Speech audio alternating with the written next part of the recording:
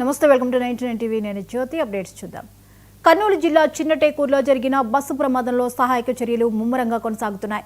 ఈ ప్రమాదంలో ఇప్పటి వరకు 19 మృతదేహాలు వెలికి తీసినట్లు పోలీసులు తెలిపారు. బైకర్ శివశంకర్ కూడా మృతి చెందినట్లు వెల్లడించారు. మృతుల సంఖ్య పెరిగే అవకాశం ఉందన్నారు. ప్రమాద స్థలిని రవాణా శాఖ మంత్రి, హోంమంత్రి పరిశీలించి క్షతగాత్రులను పరామర్శించారు.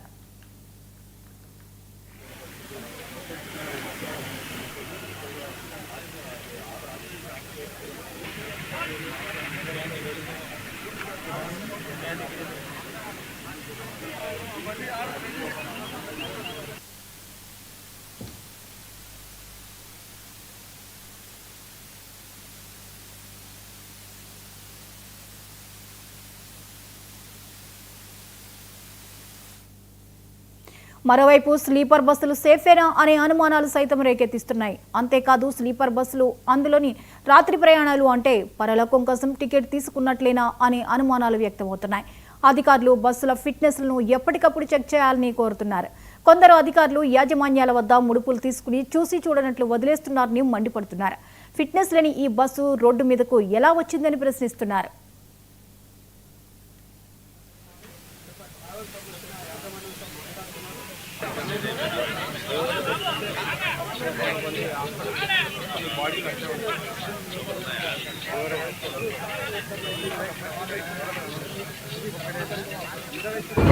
నష్టం ఎప్పుడు వాటిల్లుతుందంటే నైట్ టైం జర్నీ చేసే బస్సుల్లోనే ఈ ప్రమాదం ఎక్కువ జరుగుతుంది. ఎందుకంటే అందరూ 2.5-3 గంటల గాఢ నిద్రలో ఉండడం వల్ల వీళ్ళందరినీ కూడా రక్షించలేకపోయాం.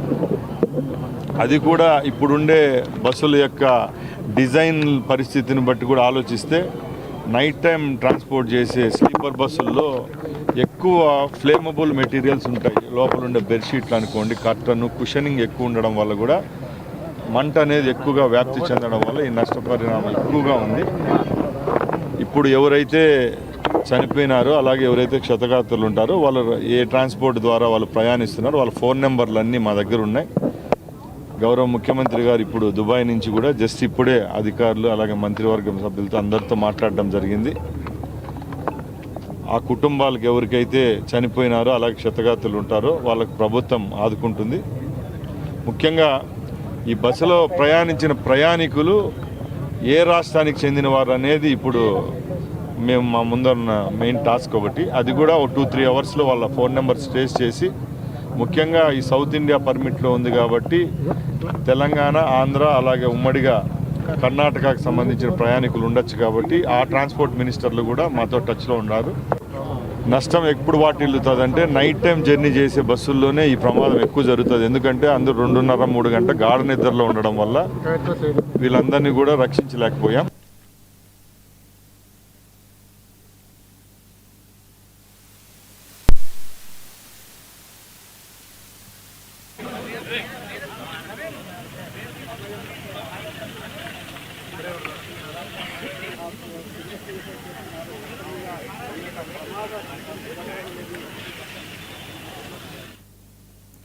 కాగా ప్రమాదానికి కారణమైన Vemuri Kaveri travels head office ఒంగోలులో ఉన్నట్లు అధికారులు గుర్తించారు.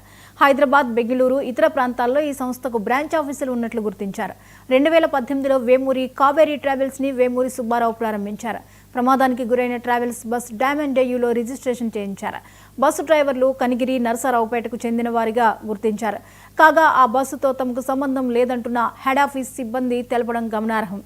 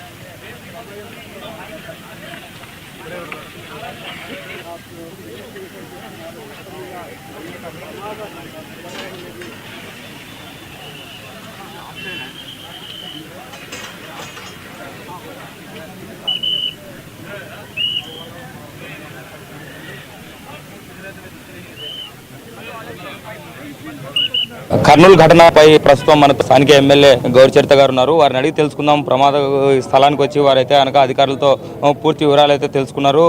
క్షతగాత్రులను అయితే కనుక చూస్తున్నారు. అంతా ఇక్కడ పరిస్థితి అయితే కనుక మొత్తం గమనించారు. మేడం చెప్పండి, ఇప్పుడైతే కనుక ఇంతమంది చనిపోయారు.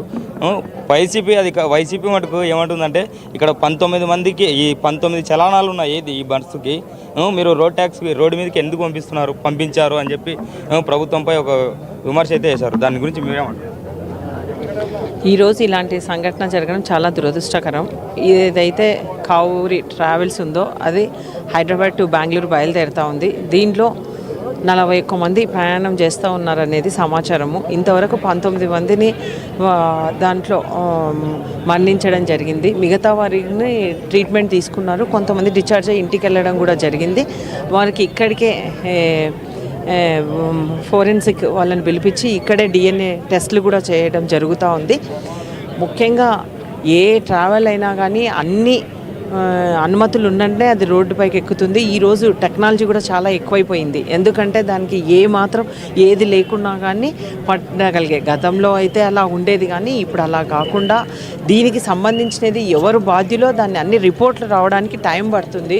అంత క్షుణ్ణంగా పరిశీలించిన తర్వాత ఎవరిది తప్పిదం ఉంది, ఏ రకంగా ఉంది అనేది అది ఖచ్చితంగా ప్రభుత్వము తగిన యాక్షన్ తీసుకుంటుంది. మేడం 19 చలానాలు ఉన్నాయంటారు. మీరు కనుక్కున్నారు, అధికారులతో పర్యవేక్షించారు, పూర్తిగా ఎస్పీ గారిని కలిసారు, పూర్తిగా ఇక్కడ స్థానికంగా ఉన్నారు. మీ ఈ చలానాలు నిజమే అంటారా, ఉన్నాయంటారా? ఖచ్చితంగా. అంటే ఇప్పుడు మారుతూ వాళ్ళు పర్మిషన్ ఇచ్చిన తర్వాతనే ఏ వెహికల్ అయినా రోడ్డుపైకి ఎక్కుతుంది. కేంద్ర ప్రభుత్వము నామ్స్ ప్రకారమే. ఇది ముఖ్యంగా స్వీపర్ బస్సు. దీంట్లో అన్నీ అత్యాధునికంతో, అంటే ఇప్పుడు ఏవైతే దాంట్లో ఉన్న పరికరాలు ఉన్నాయో అన్ని కుషన్స్ తోటి అన్నీ ఉండడం జరుగుతుంది. కాబట్టి అవి వెంటనే ఫైర్ అయితే వెంటనే అంటుకుపోవడానికి అవకాశం ఉంది గతంలో. కాబట్టి ఇంత పెద్ద ఎత్తున ప్రమాదం జరగడం జరిగింది. అంతేకాకుండా డోర్స్ కూడా ఓపెన్ కాకుండా అన్ని లాక్ సిస్టమ్ ఉంటాయి. అన్నీ క్షుణ్ణంగా తెలిసిన తర్వాత మనకి 3 గంటల కల్లా అంతే రిపోర్ట్ వస్తుంది. ఏమున్నాయి, చనాలు అనేవి ఉన్నాయి, ఏమున్నాయి అనేది కూడా వాళ్ళు ఊకే మాట్లాడడం కాదు. ఇది తప్పకుండా దీనికి రిపోర్ట్ వచ్చిన తర్వాత మేము తప్పకుండా మీకు అన్ని విషయాలు తెలియజేస్తాం. మేడం ఇప్పుడు అధికారులకు ఎలాంటి ఇన్స్ట్రక్షన్స్ ఇచ్చారు? ఇప్పటికి వాళ్ళు ఆసుపత్రులు ఉన్న వాళ్ళకి ఎలాంటి చికిత్సలు అందుతాయి? మేము మార్నింగ్ వచ్చి కూడా చూసిపోవడం జరిగింది. ఇప్పుడు మళ్ళీ వచ్చాం, హాస్పిటల్కి వెళ్ళి కూడా చూసాము. హాస్పిటల్లో కొంతమంది అయితే వెంటనే డిశ్చార్జ్ అయ్యి ఇంటికి వెళ్ళిపోవడం కూడా జరిగింది. కొంతమంది చిన్న ఫ్రాక్చర్ అయ్యి కాలు ఫ్రాక్చర్ అయిన వాళ్ళు, తలకి దెబ్బలు తగిలిన వాళ్ళు మాత్రం, అంటే ఆ బస్సులో నుంచి ఎక్కడం వల్ల వాళ్ళకి దెబ్బలు తగ్గడం జరిగింది. అటువంటి వాళ్ళంతా కొంతమంది దాకా హాస్పిటల్లో ఉన్నారు. వాళ్ళు కూడా డిశ్చార్జ్ అయ్యి ఇంటికి, అంటే పెద్ద ప్రాణానికి అయితే అపాయం లేదు. వాళ్ళకి తప్పకుండా ప్రభుత్వం ఆదుకుంటుంది. మేడం ఇప్పుడు చనిపోయిన వారికి ప్రభుత్వం ఎలాంటి సహకారాలు అందించబోతుంది?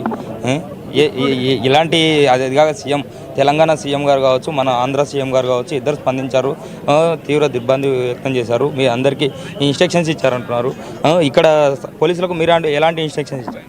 ఒక్కటే, ఇది ఎందుకంటే హైదరాబాద్ నుంచి బెంగళూరు వెళ్తుందని కాబట్టి దీంట్లో తెలంగాణకు సంబంధించిన ప్రయాణికులు ఉంటారు, కర్ణాటకకు సంబంధించిన ప్రయాణికులు ఉంటారు. ఇది జరగడం మాత్రం ఆంధ్రాలో మా నియోజకవర్గంలో మన లిమిట్స్లో జరిగింది కాబట్టి సీఎం గారు ఉదయం నుంచి కాన్ఫరెన్స్లో మాట్లాడుతున్నారు. తప్పకుండా అందరూ సమన్వయం చేసుకొని ఎవరెవరు ముందు జరగాల్సింది, ఎవరెవరు చనిపోయినారు వాళ్ళ నమూనాలు సేకరించి వాళ్ళకి తెలియజేయండి అని. కాబట్టి దీనికి కావాల్సినంత మిగతా 3 మా సీఎంలు అయితేనేమి, 3 ట్రాన్స్పోర్ట్ మినిస్టర్లు అయితేనేమి అందరూ కూర్చొని వీళ్ళకి సహాయం తప్పకుండా ప్రభుత్వం అండగా ఉంటుంది.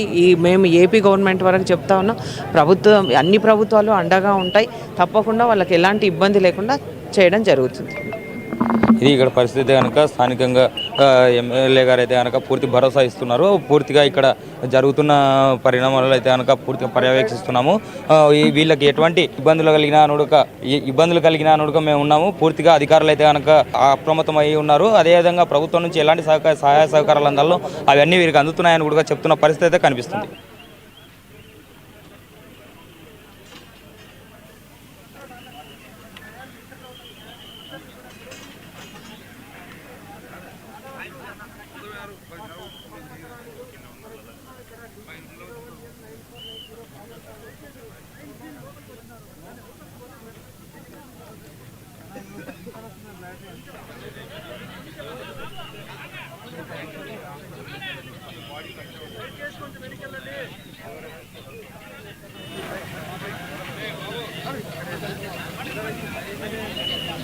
సార్